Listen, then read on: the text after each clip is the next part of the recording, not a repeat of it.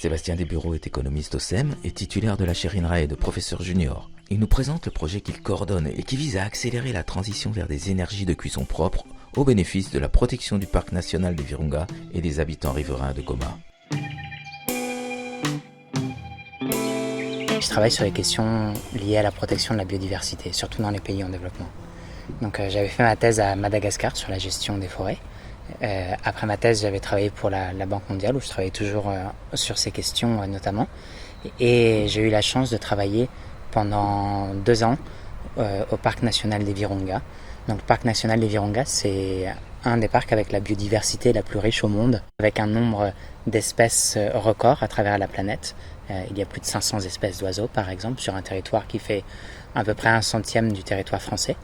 Et c'est surtout aussi le dernier habitat d'espèces emblématiques comme les gorilles de montagne, dont les Virunga, les montagnes des Virunga sont le dernier refuge.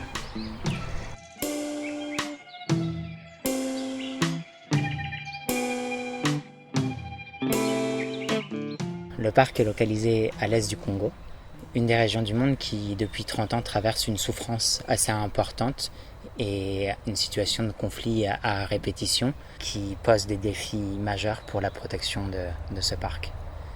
Donc un de ces défis, c'est la consommation de charbon de bois. Autour du parc, il y a environ 6 millions de personnes qui habitent, dont 250 000 ménages à peu près, habitent dans la ville de Goma. Une immense majorité d'entre eux, plus de 90%, cuisinent au quotidien avec du charbon de bois.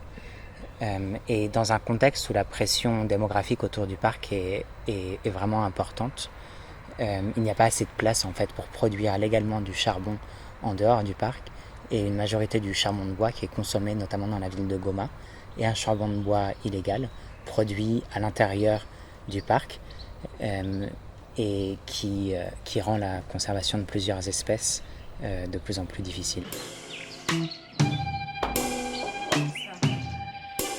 Cette dépendance envers le charbon de bois, c'est tout sauf une fatalité. Le parc, depuis plus d'une dizaine d'années maintenant, a commencé à construire des centrales hydroélectriques qu'on appelle au fil de l'eau pour produire de l'électricité, pour dynamiser le contexte économique local. Et cette énergie maintenant offre des possibilités pour proposer des modes de cuisson alternatifs aux populations locales qui en sont très demandeuses.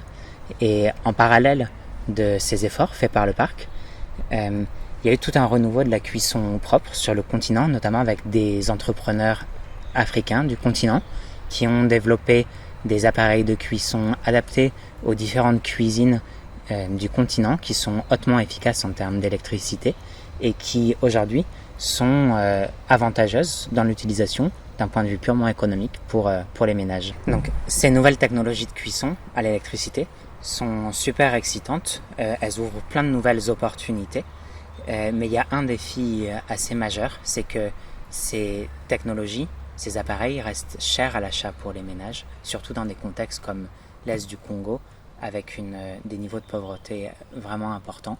Au lieu de se résigner à ça, l'idée c'est de se dire, ok, on doit pouvoir trouver des nouveaux modèles économiques qui doivent permettre d'accélérer l'adoption de ces appareils de cuisson propres, même dans des contextes de forte pauvreté.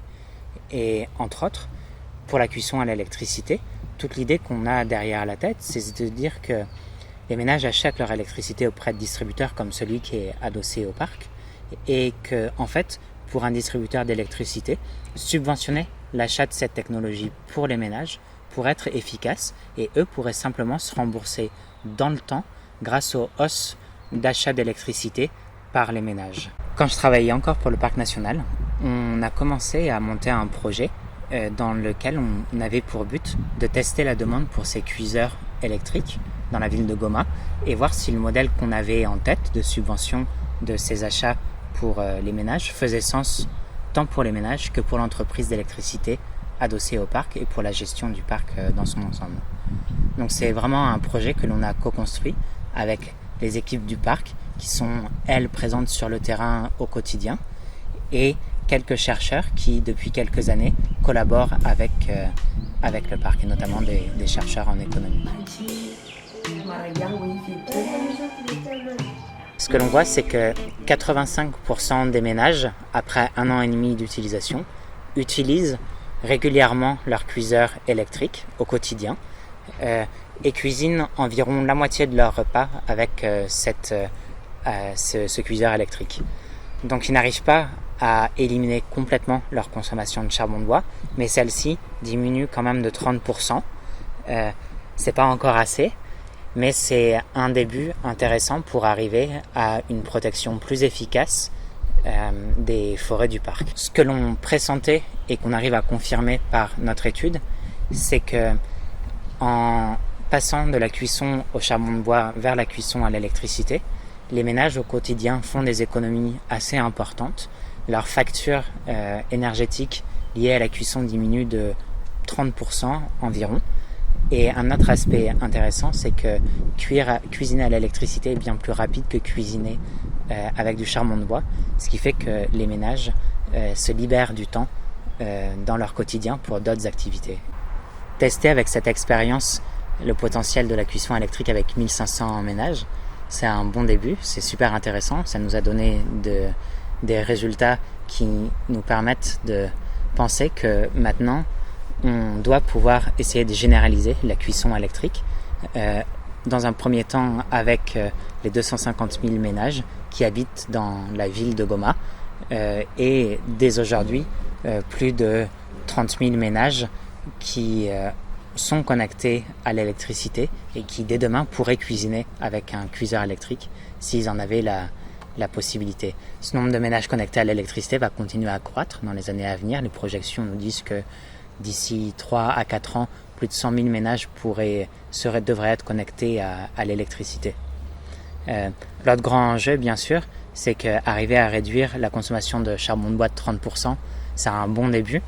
Mais maintenant, il faudrait que l'on arrive à dépasser ce seuil et voir si par des interventions alternatives ou des technologies complémentaires, on pourrait réduire encore plus la consommation de charbon de bois au profit des forêts du parc.